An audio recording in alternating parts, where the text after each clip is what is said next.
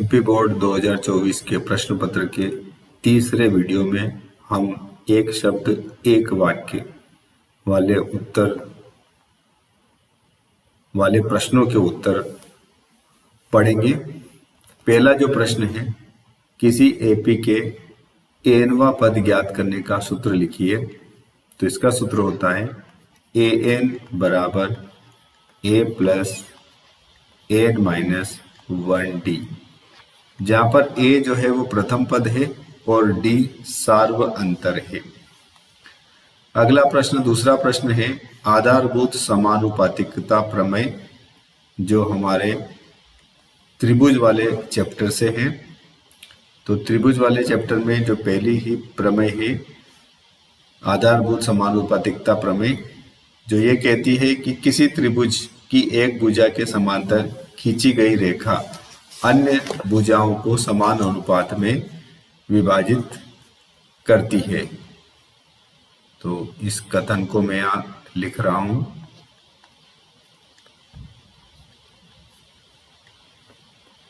त्रिभुज की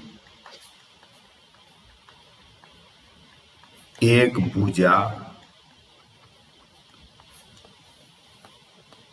के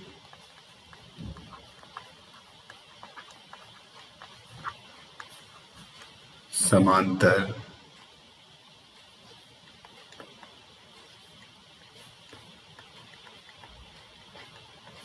खींची गई रेखा अन्य दो भुजाओं को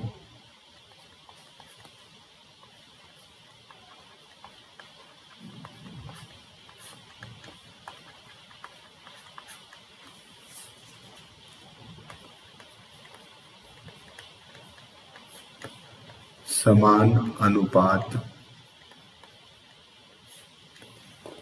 में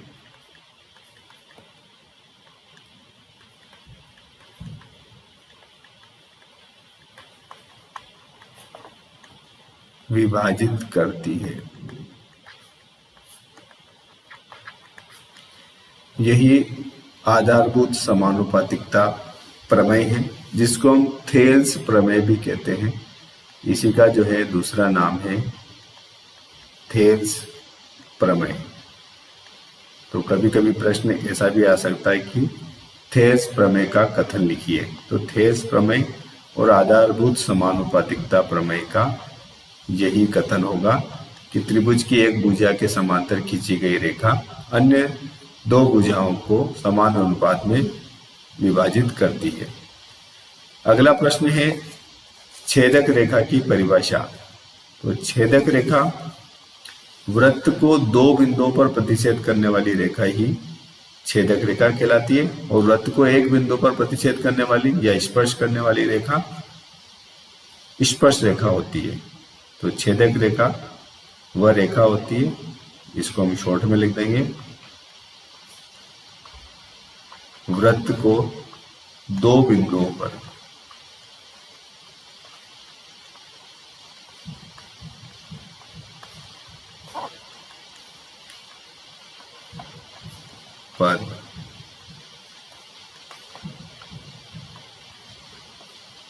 प्रतिच्छेद करने वाली रेखा छेदक रेखा कहलाती है।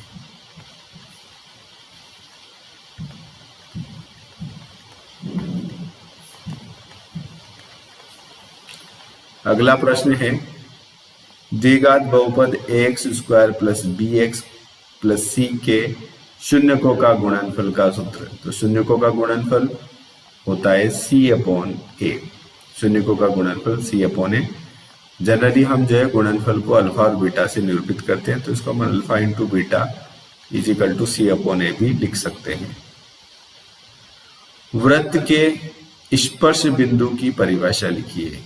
तो एक वृत्त और स्पर्श रेखा अगर हम इस पे बनाएं तो ये वृत्त और स्पर्श रेखा का जो उभयनिष्ठ बिंदु या फिर ये जो स्पर्श रेखा वृत्त को जिस बिंदु पर मिलती है उसी को हम क्या कहते हैं, स्पर्श बिंदु। तो स्पर्श बिंदु क्या होगा, वृत्त और स्पर्श रेखा का उभयनिष्ठ बिंदु, यह होगा वृत्त तथा स्पर्श रेखा का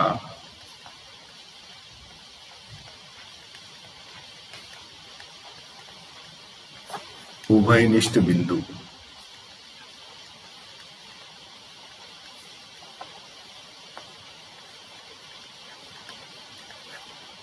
स्पर्श बिंदु कहलाता है।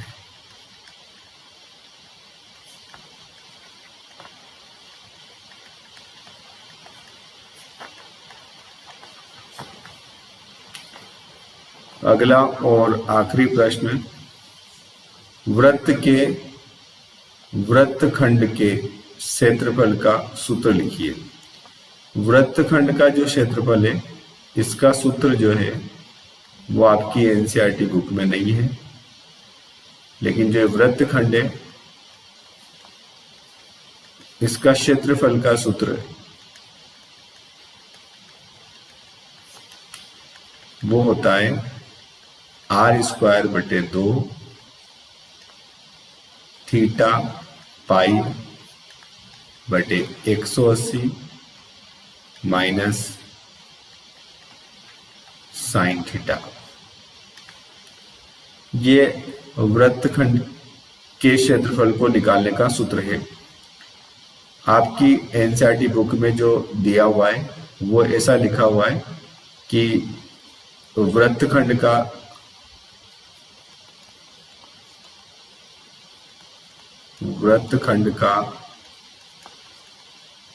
क्षेत्रफल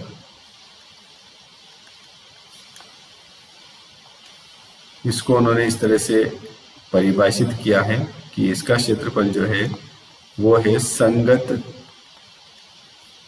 त्रिज्यखंड का क्षेत्रफल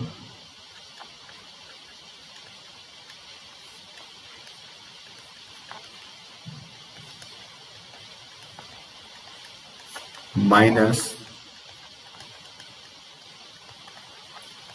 संगत त्रिभुज का क्षेत्रफल।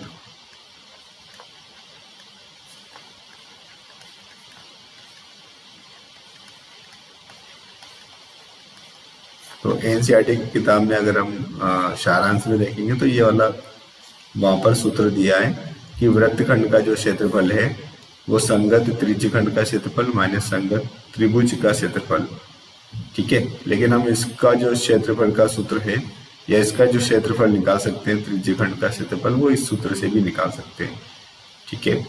तो ये एक शब्द और एक वाक्य के प्रश्न यहाँ पर समाप्त होते हैं।